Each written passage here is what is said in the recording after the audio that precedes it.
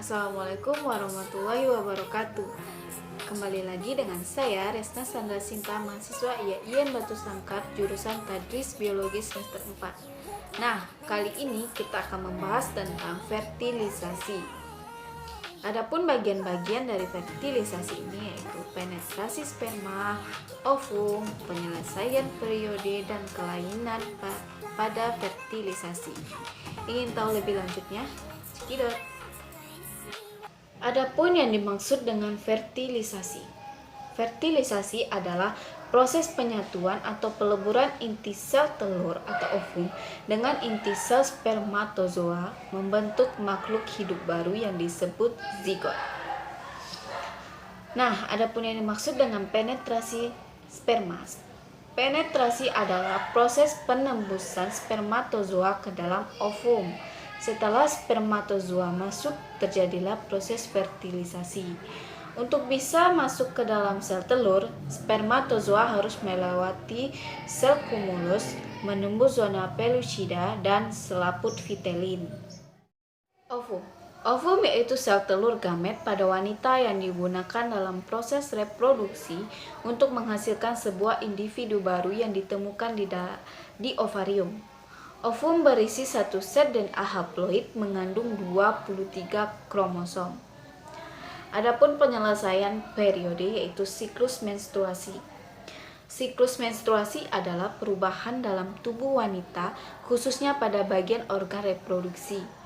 Menstruasi terjadi ketika lapisan dinding rahim atau endometrium yang menebal luruh karena tidak adanya pembuahan. Adapun fase-fase siklus menstruasi, fase pertama yaitu menstruasi, fase kedua yaitu praovulasi dan ovulasi, fase ketiga yaitu pramenstruasi. Selanjutnya ada kelainan dalam fertilisasi atau pembuahan. Kelainan fertilisasi di mana fertilisasi berlangsung akan tetapi zigot atau individu yang terbentuk mengalami kelainan dapat terjadi akibat proses fertilisasi yang normal dari sel gamet yang memiliki kelainan, seperti kejadian non-disjunction atau proses fertilisasi itu sendiri berlangsung tidak normal. Contoh kelainan fertilisasi yang mungkin terjadi adalah yang pertama, zigot haploid, di mana suatu perkembangan yang tidak sempurna hanya salah satu dari sel gamet yang berperan dalam berkembangnya berikutnya. Yang kedua ada zigot polyploidy, yaitu di mana keadaan jumlah kromosom embrio hasil fertilisasi berjumlah 3N atau triploid, 4N atau triploid atau lebih. Yang ketiga ada embrio parthenogenesis, yaitu di mana perkembangan embrio yang terbentuk tanpa peran sedikit pun dari spermatozoa.